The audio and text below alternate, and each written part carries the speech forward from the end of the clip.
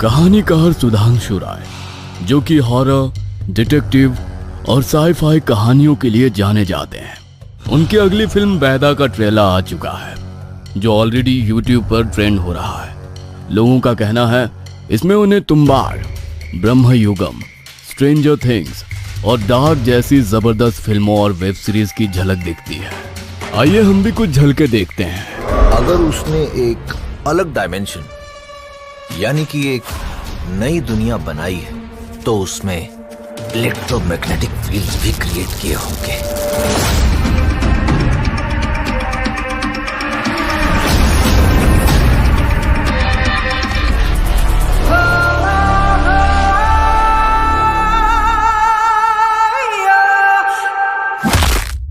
मुझे तो सच में बड़ी इंटरेस्टिंग लगी। आप लोग भी नीचे दिए गए लिंक पर क्लिक करें और जाकर देखें, लाइक करें, कमेंट करें और शेयर करें। याद रहे, बैदा एक साई-फाई सुपरनैचुरल थ्रिलर है, तो सिनेमा घरों में 21 मार्च को दस्तक दे रही है। अब जल्दी से जाइए और ट्रेलर पर कमेंट करके बताइए आपको कैसी लगी। हमने भी कमेंट किया है। तंत्र विद्या, जो सुनने में तो एक छोटा सा शब्द लगता है, लेकिन इस शब्द के भीतर कितने गहरे रहस्य छिपे हैं, इसका एक आम इंसान अंदाजा भी नहीं लगा सकता। काला जादू, टोना टोटका, सब इसका हिस्सा है। परंतु तंत्र विद्या अपने आप में इतना गहरा समुद्र है जिसकी गहराई कभी कोई नाप नहीं सकता। इसकी गहराई इतनी खतरनाक है कि जिसने इसके संदर्भ में पूर्ण रूप से, या यूं कहें इसका कुछ अंश मात्र भी जान लिया हो, तो इंसान कभी संभव ना होने वाली चीज, या यूं कहें जिस चीज की कल्पना भी कोई नहीं कर सकता, वो भी इसके माध्यम से संभव किया जा सकता है। लेकिन सुनने में ये जितना सरल दिखता है, इसकी गहराई को समझना उतना ही विचित्र है।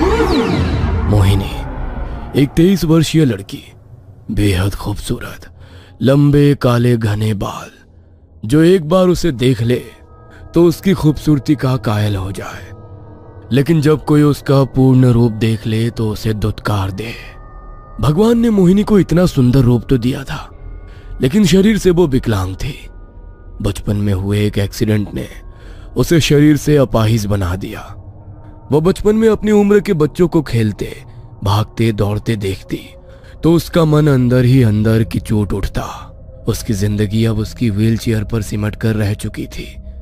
वो सबको दौड़ते देखती तो अपने व्हीलचेयर को घर की तरफ मोड़कर घर के आंगन में पहुंचते ही अपना चेहरा छिपाए आंसुओं से अपना दर्द बयान करने लगती। अंदर ही अंदर वो इतनी ज्यादा घुटती कि अब तो किसी से बात करना भी उसे अच्छा नहीं लगता था। उसकी एक छोटी बहन वैशाली भी थी, जो उसे एक छोटी नहीं बल्कि एक बड़ी बहन की तरह प्यार करती थी। वो मोहिनी को उदास देखती तो हमेशा उसकी उदासी दूर करने के नए नए तरीके खोजती। मम्मी, दीदी कहाँ है? मैं कब से उन्हें ढूंढ रही हूँ। बेटा, मोहिनी अपने रूम में है। फिर से उसने आज खाना नहीं खाया। मैंने बहुत कोशिश की, लेकिन वो खुद को कमरे में बंद किए हुए है, किसी को अंदर नहीं आने दे रही। कुछ खाया भी नहीं उसने। आप चिंता मत करो मम्मा, मैं दीदी को खाना खिला दूंगी। आप मुझे खाना दे दो। कहने को वैशाली की उम्र कम थी, लेकिन इतनी कम उम्र में भी वो बहुत समझदार हो चुकी थी। अपनी बहन की उदासी वो एक पल भी देख नहीं पाती थी। मोहिनी अक्सर जब भी उदास होकर बिना खाए पिए खुद को जब अपने कमरे में बंद कर लेती थी, तो वैशाली ही उसे बहला फुसलाकर अपने हाथों से खाना खिलाती थी। शायद बचपन से ही वैशाली ने खुद से ज्यादा अपनी बहन का ख्याल रखा और खुद से बढ़कर ही उसे प्यार किया। समय बीता और दोनों बहनें जवान हुईं, लेकिन दोनों की जिंदगी बहुत अलग थी, जिसका असर कहीं ना कहीं अब मोहिनी के दिमाग पर होने लगा।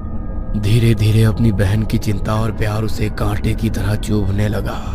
अरे दीदी, आप दाई माँ के कमरे में क्या कर रही हो? मैं कब से आपको ढूंढ रही हूँ। पहले आंगन में ढूंढा, फिर आपके कमरे में, और देखो आप मिली भी तो कहाँ पर मिली। क्यों, मैं अपने कमरे या आंगन के अलावा कहीं नहीं जा सकती हूँ क्या? कोई पाबंदी है मुझ पर? अरे नहीं दीदी, मेरे कहने का वो मतलब नहीं था। अच्छा ये सब छोड़िए, ये देखिए मेरा रिजल्ट। आपकी छोटी बहन ने कॉलेज में टॉप किया है। अच्छा, ये तो बहुत अच्छी बात है। थोड़ी थकान सी हो रही है, मुझे अपने रूम में जाना है। अच्छा ठीक है, चलिए मैं आपको आपके रूम में छोड़ आती हूँ। क्यों छोड़ोगी तुम मुझे मेरे रूम तक? पैरों से अपाहिज हूँ लेकिन हाथ काम करते हैं मेरे। खुद अपनी व्हीलचेयर चलाकर अपने रूम तक जा सकती हूँ मैं। नहीं दीदी, मेरे कहने का वो मतलब नहीं था, आप गलत समझ रही हैं। मोहिनी ने वैशाली की बात का कोई जवाब नहीं दिया और हाथों से व्हीलचेयर के पहिए घुमाती हुई गुस्से में अपने कमरे में चली गई और दरवाजे को गुस्से में पटकते हुए बंद कर दिया। वो कमरे में लगे ड्रेसिंग टेबल के सामने जाकर बैठ गई और खुद को आईने में देखते हुए रोने लगी। ये सब दिखाकर आखिर क्या जताना चाह रही है वो? कि मैं कभी कॉलेज नहीं जा पाई, मैं भी आज अपनी जिंदगी में सब कुछ हासिल कर रही होती। अगर उस एक्सीडेंट में अपाहिज ना हुई होती तो मैं भी वो जिंदगी जी रही होती जो आज वैशाली जी रही है। लेकिन मैं ये जिंदगी अब और नहीं जी सकती। या तो अब मैं इस जिंदगी को खत्म करूंगी या किसी भी तरह वो सब कुछ हासिल करूंगी जो उसके पास है, चाहे उसके लिए अब मुझे कुछ भी करना पड़े। मोहिनी ने गुस्से में आईने में देखा और ड्रेसिंग टेबल पर रखे सारे सामान को इधर उधर फेंकने लगी। गुस्से में अक्सर वो खुद पर काबू खो बैठती थी और वैशाली को ही उसे शांत कराना पड़ता था। सामान के टूटने की आवाज सुनकर वैशाली दौड़ती हुई मोहिनी के कमरे में आई और उसे शांत करने के लिए उसने उसे अपने सीने से लगा लिया। सब ठीक है ना दीदी? क्या हो गया? कुछ नहीं हुआ, छोड़ो मुझे, छोटी बच्ची नहीं हूं मैं। जाओ यहाँ से और मुझसे बिना पूछे दोबारा मेरे कमरे में मत आना। लेकिन दीदी मैं तो, जाओ यहाँ से, मुझे कुछ समय अकेले रहना है। अब ठीक है दीदी। वैशाली मोहिनी के कमरे से बाहर निकली और उसने दरवाजे को हल्का बंद कर दिया। लेकिन उसके वहां से जाते ही मोहिनी के चेहरे पर एक अजीब सी मुस्कुराहट छा गई। उसने अपनी मुट्ठी खोली तो उसमें टूटे हुए 2-3 बाल थे। जब वैशाली ने उसे गले से लगाया था तब उसी मौके का फायदा उठाकर मोहिनी ने उसके कुर्ते पर गिरे उसके बाल के कुछ टूटे हुए बालों को ले लिया। मुझे जो चाहिए था आखिरकार मिल ही गया। अब सब ठीक हो जाएगा, सब ठीक हो जाएगा मोहिनी। अब तुझे ज्यादा समय तक ये अपाहिज की जिंदगी नहीं जीनी पड़ेगी, नहीं जीनी पड़ेगी ये जिंदगी। कुछ देर बाद सबने खाना खाया और 1 घंटे बाद मोहिनी की माँ उसके कमरे में उसे दवाई देने के लिए आई। आज वैशाली से गुस्सा हो गई तू, इसीलिए आज मैं तुझे दवाई खिलाने आई हूँ। क्यों छोटी बहन पर गुस्सा करती है? ये ले, दवाई ले और आराम से सो जा। उसकी माँ ने उसे दवाई दी और वहां से चली गई। लेकिन मोहिनी ने दवाई नहीं खाई। उसने दवाई को मुंह से निकाला और जमीन पर फेंक दिया। रात के लगभग 1:30 बजे का समय था। घर में सब लोग गहरी नींद में सो चुके थे। मोहिनी के बिस्तर के बगल में उसकी व्हीलचेयर रखी थी। उसने जैसे तैसे अपने हाथों का सहारा लिया और व्हीलचेयर पर बैठने लगी। बड़ी जद्दोजहद करके वो अपनी व्हीलचेयर पर बैठ पाई और अपनी अलमारी की तरफ गई। उसने अलमारी खोली तो कपड़ों के नीचे एक किताब रखी थी। उसने उस किताब को निकाला और व्हीलचेयर घुमाकर अपने बिस्तर की तरफ आ गई। बस कुछ रातें हैं तुम्हारे पास वैशाली, उसके बाद मैं सब खत्म कर दूंगी। उसने उस किताब का एक पन्ना खोला और वैशाली के सर से उसने जो बाल निकाले थे उस किताब के एक पन्ने के बीच रख दिए। अगले दिन वैशाली कॉलेज से घर आई तो मोहिनी बड़ी ही खुश हॉल में टीवी देख रही थी। अरे वाह दीदी, आज तो आप बहुत ही खुश लग रही हो। तो क्या ना रहूं मैं खुश? खुश रहने का अधिकार क्या सिर्फ तुम्हें है? आप हमेशा मेरी बातों को गलत क्यों समझती हो दीदी? मैं भला क्यों चाहूंगी कि आप खुश ना रहो? वैशाली को आज मोहिनी की बात का बुरा लग गया तो वो वहां से जाने लगी। लेकिन मोहिनी ने जानबूझकर अपनी व्हीलचेयर आगे कर दी। वैशाली उसकी व्हीलचेयर से टकराकर गिर गई और उसका सर वहां पर रखी टेबल से जा लगा। उसके माथे पर हल्की चोट लगी और माथे से खून निकलने लगा। अरे I am so sorry Vaishali, मुझे नहीं पता था कि तुम गिर जाओगी। तुम्हें ज्यादा लगी तो नहीं ना? नहीं दीदी, कोई बात नहीं, ज्यादा नहीं लगी, हल्की सी चोट है। आप बैठो, मैं अपने माथे पर बैंडेज लगाकर आती हूँ। वैशाली अपने माथे पर बैंडेज लगाने अंदर चली गई और इसी बीच मौका पाकर मोहिनी ने टेबल पर लगे उसके खून को अपने रुमाल से साफ कर दिया और सीधी अपने कमरे की ओर चली गई। उसने वैशाली के खून से सने उस रुमाल को अपने ड्रॉअर में रख दिया और रात होने का इंतजार करने लगी। रात को सबने खाना खाया। वैशाली उसे उसके कमरे में छोड़कर गई। मोहिनी आज बार बार घड़ी की तरफ ही देख रही थी। घड़ी में जैसे ही रात के 12 बजे उसने अपनी अलमारी खोली और फिर से वही किताब निकाली और अपने ड्रॉअर से वैशाली के खून से भरा रुमाल निकालकर उसने उस किताब के साथ ही अपने रूम की ड्रेसिंग टेबल पर रख दिया। पूरे कमरे में अंधेरा था। वैशाली ने अपनी ड्रेसिंग टेबल का ड्रॉअर खोला और उसके अंदर से एक कैंडल और माचिस निकाली। उसने कैंडल को जलाया तो सामने ड्रेसिंग टेबल के शीशे में उसका चेहरा अंधेरे में चमकने लगा। उसने वो किताब खोली और मंत्रों को पढ़ना शुरू किया। उसने वैशाली के खून से सने रुमाल को निकाला और उस पर अपने सर के कुछ बाल काट कर रख दिए। अब उसने एक साफ कपड़ा लिया और उसके अंदर वो बाल रख दिए जो उसने वैशाली के सर से लिए थे।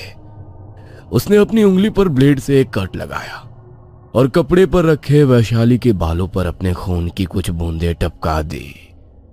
उसने वैशाली के खून और अपने बालों वाले रुमाल की पोटली बनाकर उसे अपने सिरहाने के नीचे रख दिया और जिस कपड़े में उसका खून और वैशाली के बाल थे उसने उसे संभाल कर अपने ड्रॉअर में रख दिया। सुबह हुई तो वैशाली कुछ थका थका महसूस करने लगी। सब लोग सुबह बैठकर ब्रेकफास्ट कर रहे थे। तभी वैशाली बोली, मम्मा, आज मोहित आपसे मिलने वाला है, आपको याद है ना? अरे हाँ बेटा, मुझे याद है। मोहित? ये मोहित कौन है? अरे दीदी, मैंने आपको बताया तो था, लगता है आप भूल गई। लेकिन कोई बात नहीं, अभी वो थोड़ी देर बाद आएगा तो आप उससे मिल लेना। थोड़ी देर बाद घर का दरवाजा नॉक हुआ। वैशाली ने जाकर गेट खोला तो मोहित सामने खड़ा था। वो उसे ड्राइंग रूम में लेकर आई जहां पर उसकी मॉम थी। मोहिनी भी वहीं पर थी। उसने मोहित को देखा तो उसके मन में वैशाली के लिए जलन और बढ़ गई। वैशाली ने बताया था बेटा तुम्हारे बारे में। मैंने सुना है कि तुम्हारा ट्रांसफर होने वाला है और उससे पहले तुम लोग शादी करना चाहते हो। हाँ आंटी, मम्मी पापा से भी मैंने इस बारे में बात की है। उनका भी यही कहना है। लेकिन अगर आपको इतनी जल्दी शादी नहीं करनी है तो कोई बात नहीं, मैं इंतजार कर लूंगा। अरे नहीं बेटा, जब तुम दोनों को ऐतराज नहीं तो मुझे कैसा ऐतराज होगा? पंडित जी से बात करके हम शादी का मुहूर्त निकलवा लेंगे। इसकी शादी के लिए यहाँ पर मुहूर्त निकलवाने की बात की जा रही है, लेकिन मेरे बारे में किसी ने नहीं सोचा। पर मैं भी तो इतनी आसानी से तो सब कुछ नहीं होने दूंगी। अगर कोई चीज मुझे नहीं मिल सकती तो मैं उसे वैशाली को भी नहीं मिलने दूंगी। शादी की बात पक्की हो गई थी। बस अब पंडित जी से शादी का मुहूर्त तय करवाना था। आज रात मोहिनी के मन में वैशाली के लिए एक अजीब सी जलन थी। वो अपने कमरे में गई और उसने अपने ड्रॉअर में रखी उस पोटली को उठाया जिसमें उसका खून और वैशाली के बाल थे। वो बहाने से वैशाली के कमरे में गई। अरे दीदी आप, मैं अभी आपके पास ही आने वाली थी। आज मन था कि आपके साथ ही सो जाऊं। मोहित के बारे में बहुत सी बातें करनी थी मुझे आपसे। बातें तो मुझे भी करनी थी, इसीलिए मैं ही यहाँ पर आ गई। लेकिन मुझे आज तुम्हारे हाथ की चाय पीने का मन कर रहा है। मेरे लिए अदरक इलायची वाली चाय बनाकर ले आओगी क्या? क्यों नहीं दीदी, आप बैठिए, मैं अभी लेकर आती हूँ। वैशाली मोहिनी के लिए चाय बनाने गई। तभी उसने मौका पाकर उसके पलंग के गद्दे के नीचे उस पोटली को रख दिया। थोड़ी देर बाद वैशाली चाय बनाकर लाई। दोनों ने कुछ देर बात की। अच्छा, अब बहुत बातें हो गई। अब मुझे बहुत नींद आ रही है। तुम मुझे मेरे कमरे में छोड़कर आ जाओ। अरे दीदी, वहाँ जाने की क्या जरूरत है? आप आज मेरे साथ ही सो जाइए ना। नहीं नहीं, मुझे अपने बिस्तर के अलावा कहीं नींद नहीं आती। और थोड़ी सर्दी लगी है तो तुम्हें भी जुकाम ना हो जाए तो अलग सोना ही बेहतर है। ठीक है दीदी। वैशाली मोहिनी को उसके कमरे में छोड़ आई और उसने उसे बिस्तर पर लिटा दिया। वो वहां से वापस अपने कमरे में चली गई और उसके जाते ही मोहिनी ने अपने सिरहाने के नीचे से उस रुमाल की पोटली को निकाला जिसमें वैशाली का खून और मोहिनी के सर के कटे हुए बाल थे। उसने उसे अपने हाथ में पकड़ा और टेबल के ड्रॉअर से तंत्र की किताब निकाली और उसने किताब में लिखे मंत्रों को पढ़ना शुरू कर दिया। उसने जैसे ही मंत्रों को 111 बार पढ़ा, उसका शरीर बुरी तरह कांपने लगा। और वैशाली का शरीर भी बुरी तरह तड़पने लगा। ऐसा लगा मानो वहां बहुत तेज भूकंप आ गया हो। दोनों के बिस्तर तेजी से हिलने लगे। उसका शरीर इतनी बुरी तरह तड़प रहा था जैसे तो शरीर से आत्मा निकल रही हो। कुछ देर तक उन दोनों का शरीर बहुत बुरी तरह तड़पा, लेकिन कुछ देर बाद सब कुछ बिल्कुल शांत हो गया। ये मेरे शरीर को क्या हो गया? मैं मोहिनी दीदी के कमरे में क्या कर रही हूँ? मैं उठ क्यों नहीं पा रही? और मेरे हाथ में ये क्या है? ये तो मोहिनी दीदी का रुमाल है, लेकिन इसके अंदर ये खून और कटे हुए बाल। इससे पहले कि वैशाली को कुछ भी समझ आए और वो चिल्लाना शुरू कर दे, मुझे उसे खत्म करना पड़ेगा। आज से मेरी आत्मा तुम्हारे शरीर में वास करेगी और जीवन के जो सुख तुम भोगने वाली थी अब वो मेरे होंगे। मोहिनी ने तंत्र विद्या से अपनी बहन की आत्मा से अपनी आत्मा की अदला बदली कर ली। उसकी बहन की आत्मा अब उसके अपाहिज शरीर में थी। वो उठी और अपने कमरे की तरफ गई। उसने कमरे का दरवाजा खोला और अंदर गई। ये सब क्या हो रहा है? मेरे सामने मेरा शरीर कैसे चलकर आ सकता है? कहीं मैं कोई बुरा सपना तो नहीं देख रही? नहीं मेरी प्यारी बहन, तुम कोई बुरा सपना नहीं देख रही। अगर तुम्हारी कोई आखिरी इच्छा है तो बता दो, क्योंकि अब तुम मरने वाली हो। क्या? ये सब क्या हो रहा है? मैंने तुमसे तुम्हारी आखिरी इच्छा पूछी थी, लेकिन तुमने नहीं बताई, तो कोई बात नहीं। आखिरी इच्छा पूरी किए बिना ही तुम्हें अलविदा। मोहिनी ने पहले से ही अपने कमरे में एक खुली वायर छोड़ी थी। उसने अपने शरीर को करंट दिया और कुछ ही देर में उसका शरीर एक मुर्दा शरीर बन गया। सबको लगेगा कि मोहिनी तो चल बसी।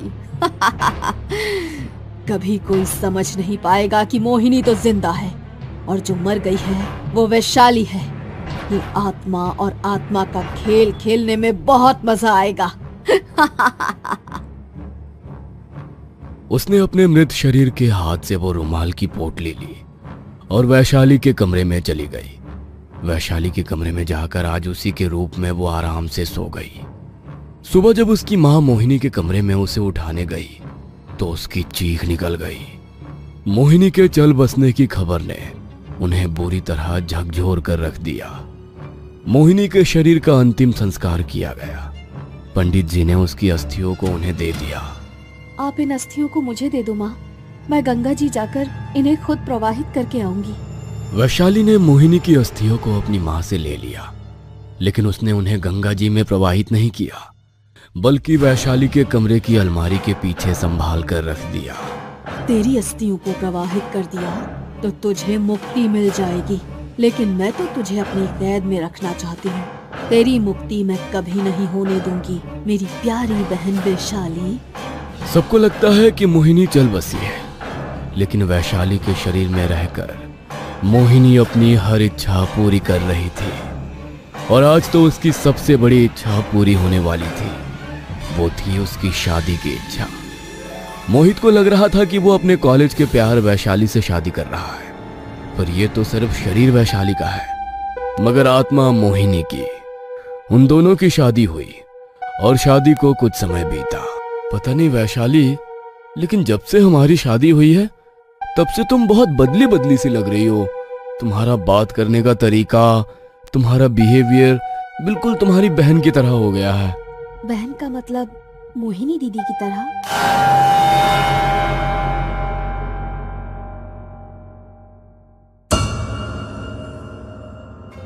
ये कहानी आपको अच्छी लगी हो तो हमें सब्सक्राइब करें, हमारा इंस्टाग्राम और फेसबुक पेज जरूर फॉलो करें। और हाँ दोस्तों, सब्सक्राइब करना भूलना मत।